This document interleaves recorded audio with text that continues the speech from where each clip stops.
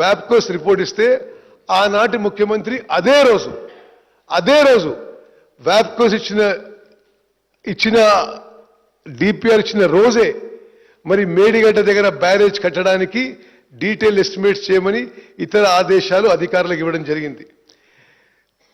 There was no examination technically or scrutiny or vetting by irrigation department of the WAPCO's DPR before the then Honorable CM gave instructions to go ahead with the DPR and the cost estimate. Accordingly, the then Chief Minister approved GO number 231 dated 1st March 2016 for the Medigadda barrage, and this for a project which started at about 2,600 crores and later went to 4,500 crores did not have the approval of the cabinet. Today, the consequences of this are for all the people of Telangana to see in the collapse of the Medigadda barrage and massive financial burden that has been created in the resources of this new state, severely limiting its efforts to develop and bring prosperity to its citizens.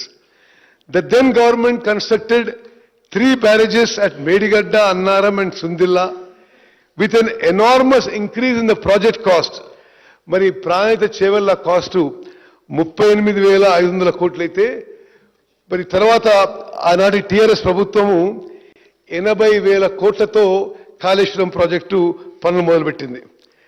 CAG report, controller auditor general report 2022లో ఇప్పుడు Kaleshwaram project 1,27,000 కోట్లు దాటొచ్చిన figures ఇవ్వడం జరిగింది.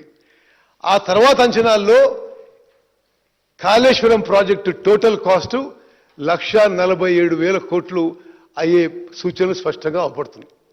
అంటే 38,000 కోట్లతో అయిపోయే ప్రాణహిత చేవెళ్ల ప్రాజెక్ట్ని అకారణంగా without any rational logical reason the then government, the then chief minister change the decision and went in for the costly and non-viable Kaleshwaram project, which is now likely to cost the state 1,47,000 crores. ఇప్పుడు జరిగిన సంఘటన గురించి మనం వస్తే 21 October 2023న అంటే ఆనాడు రాష్ట్రంలో TRS ప్రభుత్వం ఉంది. 6 piers of block 7 of Medigadda barrage collapsed. The concerned assistant engineer filed an FIR in Mahadevpur police station on 22nd October.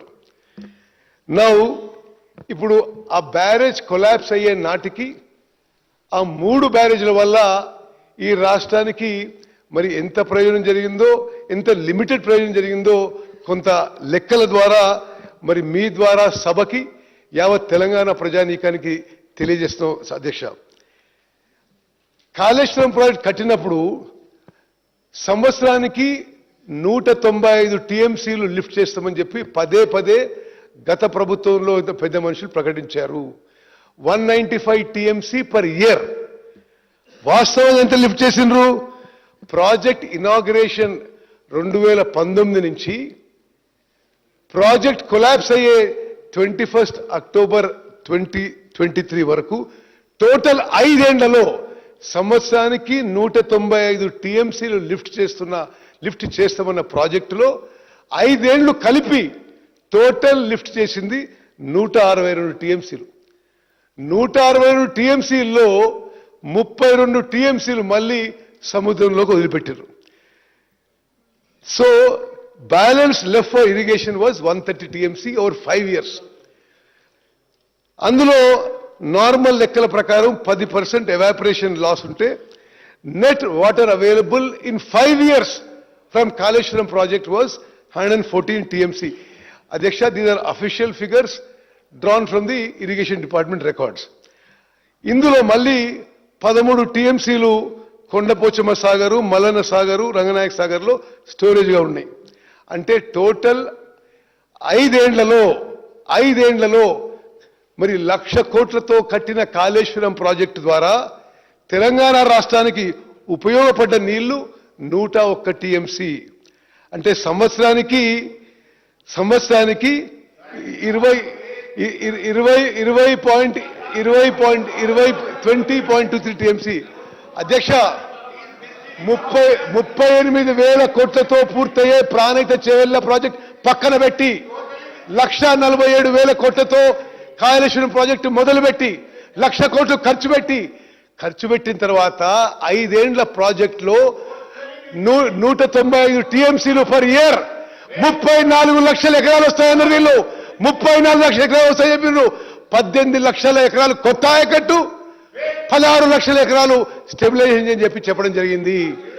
వాస్తవంగా 5 ఏండ్ల పాటు వచ్చిన నీళ్లు 101 టీఎంసీ అంటే సంవత్సరానికి 20.2 టీఎంసీలు. 20.2 టీఎంసీలు అంటే